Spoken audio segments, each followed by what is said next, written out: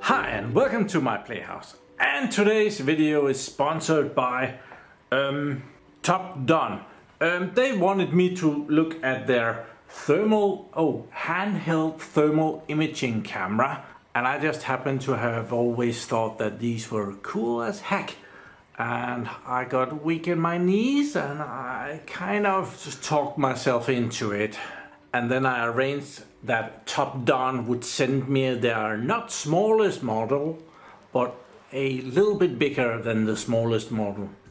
I do already have a thermal imaging camera. I have one of these Flare 1 camera. It's very old and the resolution is not nearly as good as on this one. This is the TC005, and well, let's just get into the box and see what's in here and maybe start charging this up. So here is the box. Let's get it out of the plastic. It did arrive in another box when it was shipped, but I got it out of that box. So okay, it unwraps.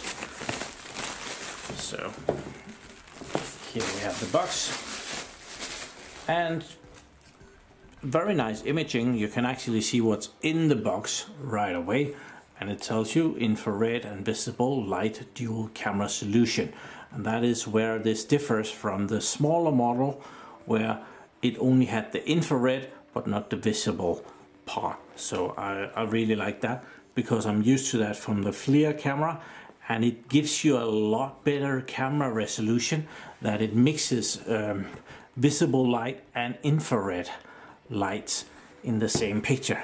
Then it brags about different stuff here. There is the actual resolution of the infrared camera, and the infrared camera resolution is not anywhere near the camera resolution that you get on your phones and other stuff. 256 times 192 is really not bad for an infrared camera. That's pretty good, and especially when it's overlaid with the 2 megapixels visible light camera. Those two camera combined, and so you get a better picture of what is actually going on.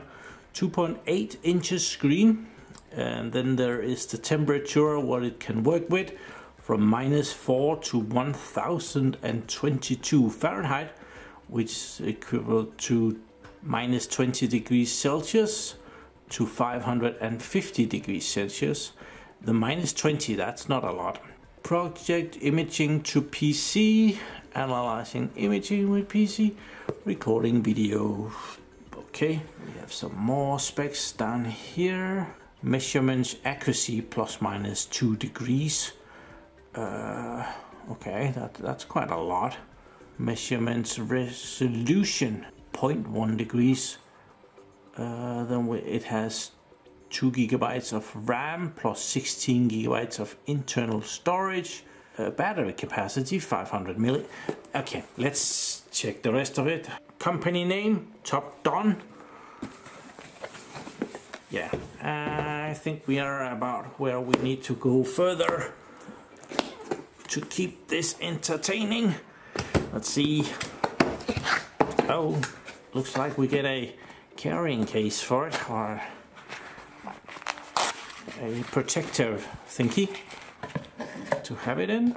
We get a test certificate, product certification, handheld, something. Product has been inspected. Calibration certificate, the serial number of it. Then it has a micro SD card here. Very nice, little 16 gigabytes. I wonder if that's probably the internal storage that they were talking about. A manual. Multiple languages. Very thin manual and in 8 languages. So it must be an easy device to work with. We have a charger here, USB charger, and this will output 5 volt 3 amps, 15 watts. That's a lot. We get a cable. It has a USB-C connector. Very nice. So it probably charges really fast. And here is the device itself. It's in foam packaging down here. Very nice. And here is the camera. It has a mounting point so you can put it on a tripod. It has a top slot up here where you can charge it and you can put in your SD card. I think we will go ahead and just do that. Take the SD card, micro SD card out of here. It's a good thing it comes in a big box. A tiny little card like that could get lost. So we need to put that in the right way, and they do kind of tell us how that is, if that is correct. So let's try and pop that in.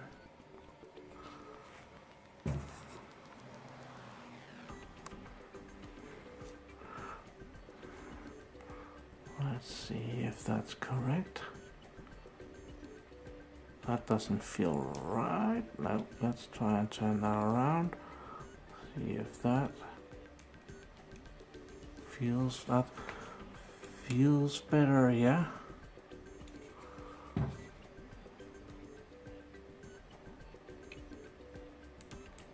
Yes. Then we need to charge this a little bit. So I think I'll just connect it to a power bank.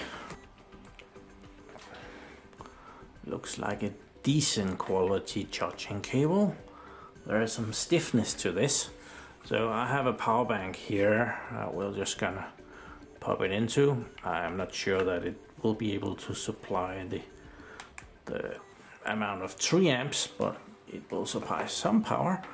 And let's pop this in the top and see what happens if that goes in. Power bank doesn't actually say anything, and it doesn't light up green or anything anywhere. So charging or not charging, hard to say. So let's try and power this on. It has protective plastic on here right now. You can see there is a plastic thing. Should we just get rid of that? We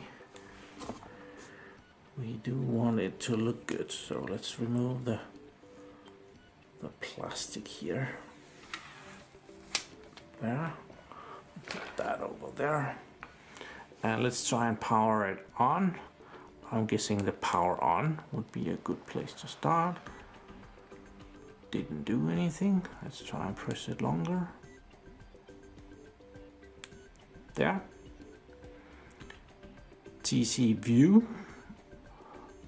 See more than the human eye can. Okay, it says that down there, small letters.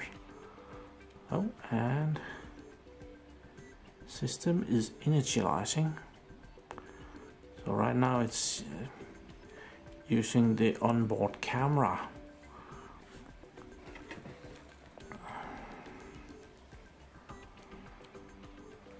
And we get different languages, which is nice. English, something, Polish, Dutch, French, something, Portuguese, Spanish. There's a lot of languages here. Italian. I think we'll go with English, right? And then, okay, we need to set the time and date. So we are in 2023. The month is, we have just entered June. It's the 1st of June. And the time is 6:37. There. Yes. There. Okay. And the thermal imaging camera is on. It tells me that it's about 20.9 degrees on the box here. Oh, it was 20.9 just before. And that actually says the same as the temperature indoors over here. Oh, now it says 23 degrees. Here's my hand. I should be ever so slightly warmer. 32 point something something. I have cold fingers.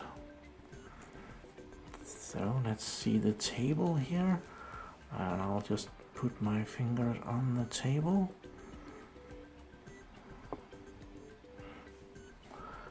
And yeah, someone has been here, did something. Interesting.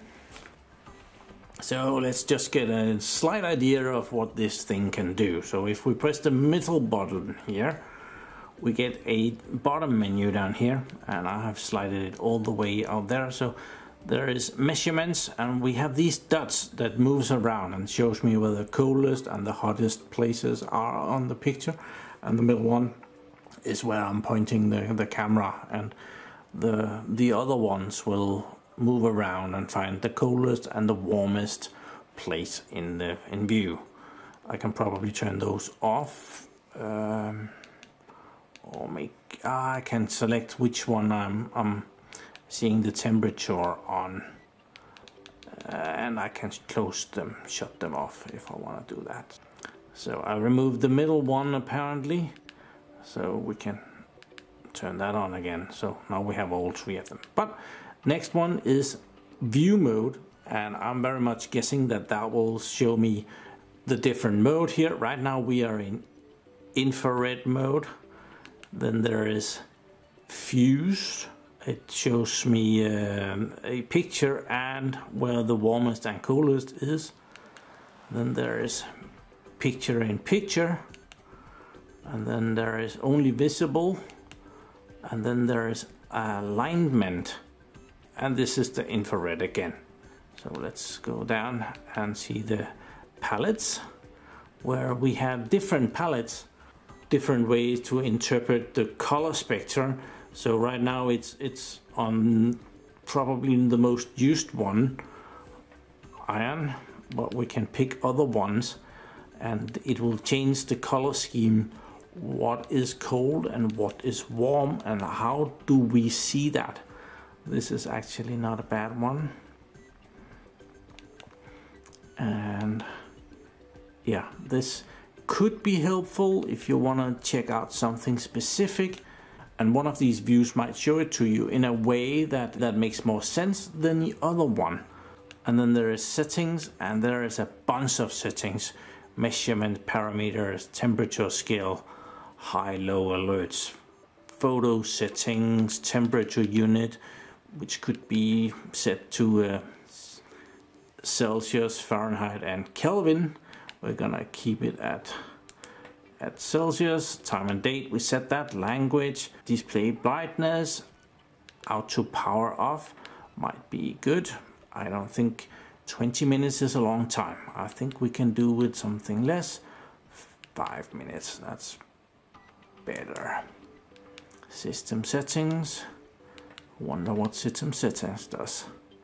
Oh, there is device info and factory reset, format SD card, USB mode. What do that do? USB disk, USB camera. So it might be possible to use the thermal imaging camera here as like a webcam with the USB camera. That's interesting. So here is my feet. It's very interesting, I know. But this is what they look like. Okay, yeah. You can kind of see that in normal picture view. If we then change to infrared view, see how you can now see my toes instead of just the feet. So, oh, that's too much. So the infrared sees my toes. I have picked one of these color schemes, so we can try and select another palette, so you can kind of see my toes through my socks here. I'm a little bit afraid of what this could also see, because yeah, you can count my toes through my socks, and that's interesting. Okay, so it's the next morning, and yeah, here is my pool. It has been doing nothing all night, but if we look at the thermal camera, we can see that the pool is quite warm compared to everything else. So yeah, thermal camera can help me see that I could probably insulate the pool on the outside and reduce the heat loss of it. I hope you can see that. Can be a bit tricky to film, but yeah, it shows up really clearly that the pool is very warm.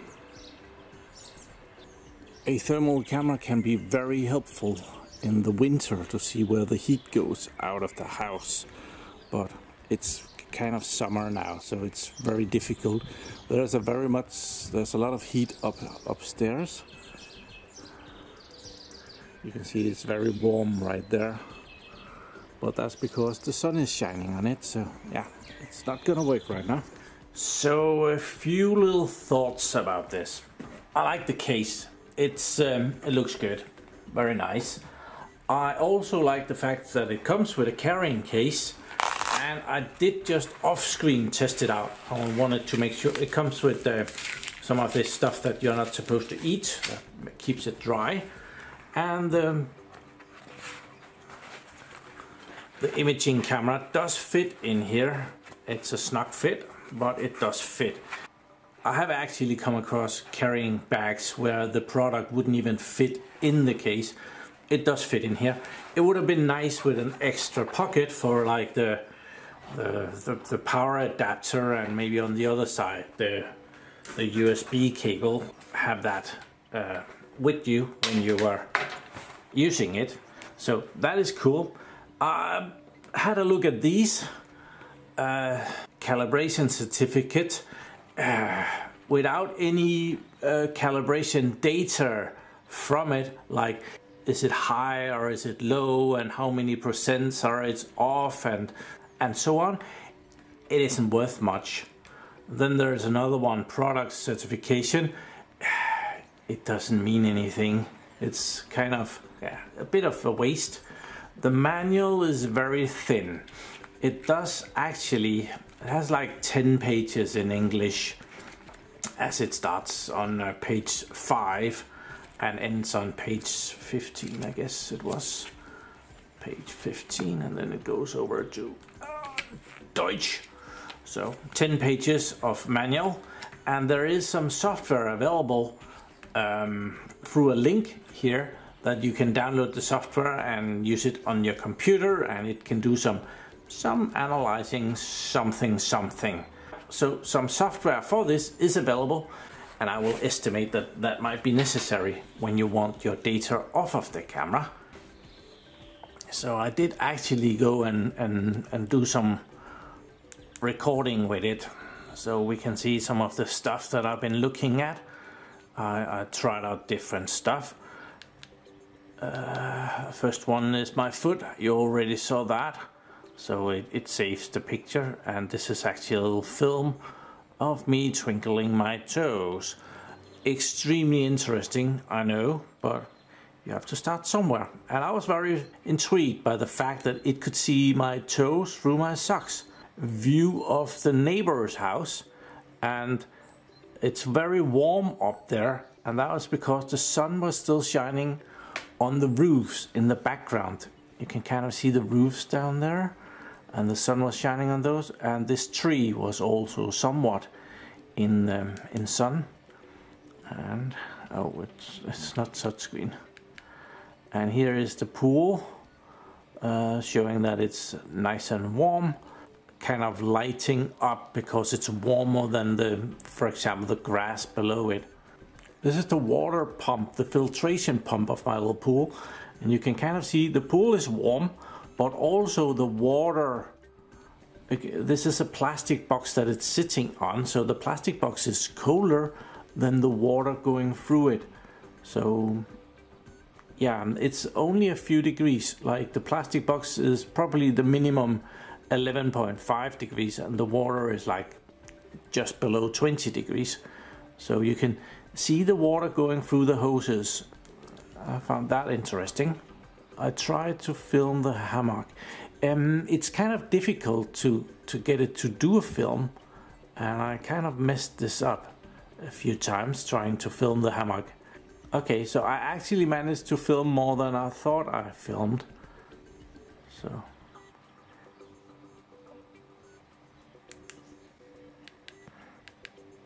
and this is the house, and it's nice and warm over here, and I don't have the slightest idea why. So that's a bit weird.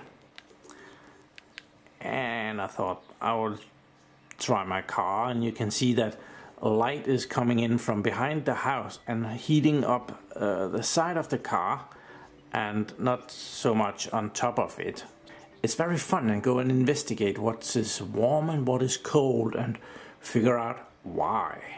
So here we are in the data center. It's actually nice and quiet in here. I haven't got a lot of stuff running, even though the power price has gone down considerably now. But it's always interesting to see how does the infrared see that.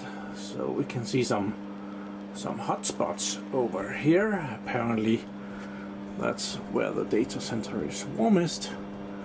If you see the top server up there, the very top one, which isn't a server but a storage box, it looks very much colder than the other one, the one beneath it, and that's because that one is actually sucking in air because it's on. And then the next three servers are, or bunch of servers, are warmer, and that's because the hot air seeps out through the server the other way. If we go down, then we can see another cold server here. That's my 24/7 awesome Lenovo SR650. That's the one in black where the white dot is right now. I hope this is in focus and you can see what I'm talking about. You can see the warm servers, and you can see then suddenly a cold server. And as said, it sucks in air from where I am out here and around the back, and then the air seeps out all the way up here. And also the top server is cold because that also, and it isn't a server, it's a storage box, that one, the Synology one. And you can see the other one that is on is down here. At the bottom we have another server that is it doesn't really show up at all because it's powered, but it's not powered on. So yeah, there's not much to see down there.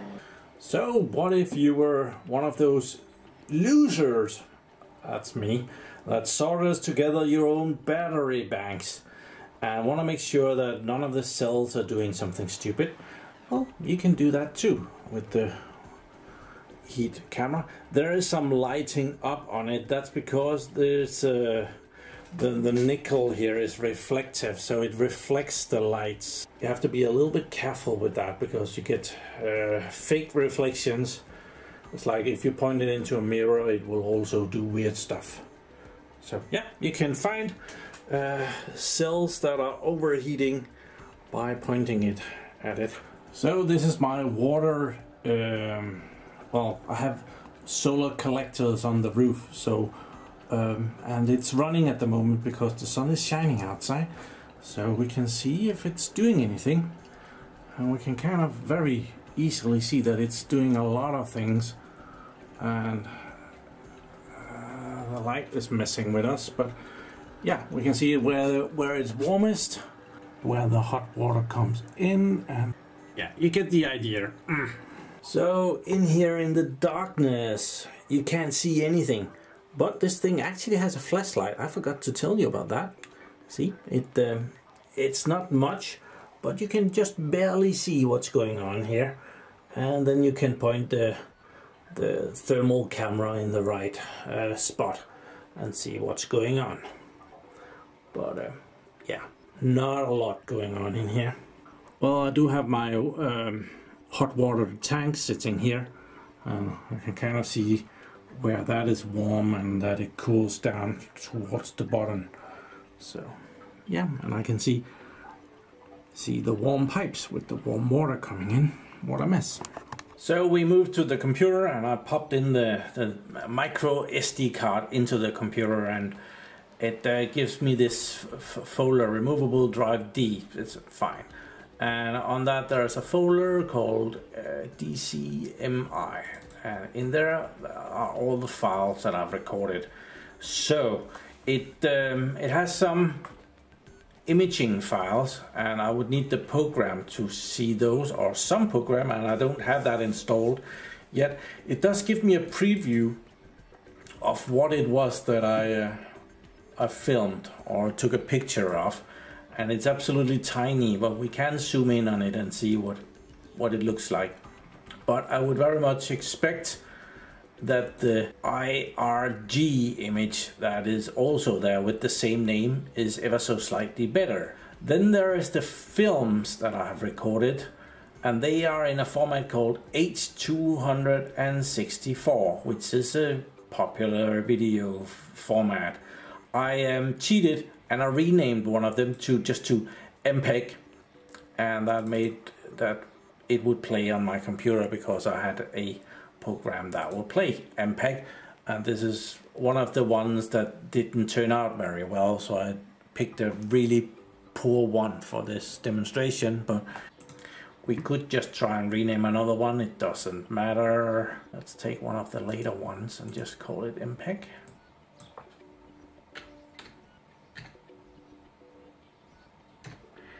MPEG.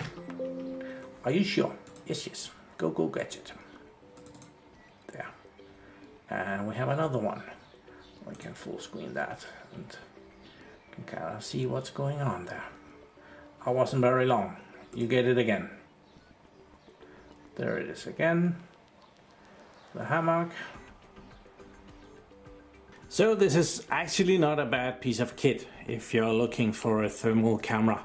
I didn't show you that LED, so let's just do that. It's two small LEDs that are there, and if I press the right button they will light up like that, and if I press them again, and you have to press and hold, and then they turn on and they turn off. Same thing goes with the picture device. If you want to take a picture, if you press it shortly, I think it will take a JPEG, and if you press and hold it will do video. So that was something that I had to figure out. So yeah, sharing that. So I don't think everybody needs a thermal imaging camera, but probably you're gonna get it, because I see more and more that they build thermal imaging cameras into phones. You can get some rugged hard case work phones that has a built-in thermal camera. And also lately I saw a multimeter where it had the multimeter and a thermal camera in the same box. So yeah, thermal cameras are being more and more widely available, together with that the technology of it is getting better and way more affordable. When I was a young chap, something that would do a lot worse than this would cost thousands and thousands of dollars. Now it's available for way less and way better than it used to be. Naturally, links are in the description if you want to check this out. If you want to help me out, just go and check the price. You don't have to buy it, but that way you show the company that you're interested somehow, and that helps me out. I'm gonna be using this thermal camera for my PlayHouse here, because sometimes I have some stuff that I want to show you, and just the pool, see how the water is moving and heating up, would be an awesome feature to have. Plus in the data center I can see what equipment is producing the most heat. In this case I could see which servers are the coldest because they are sucking most air through. We would have to go around the back to see which server pumps out the hottest air on the back, but very limited space back there. So thank you very much for watching my videos. Do subscribe to my channel so that you can see me again, and have a really nice day. Oh, and thank you to TOPDON for sponsoring this video.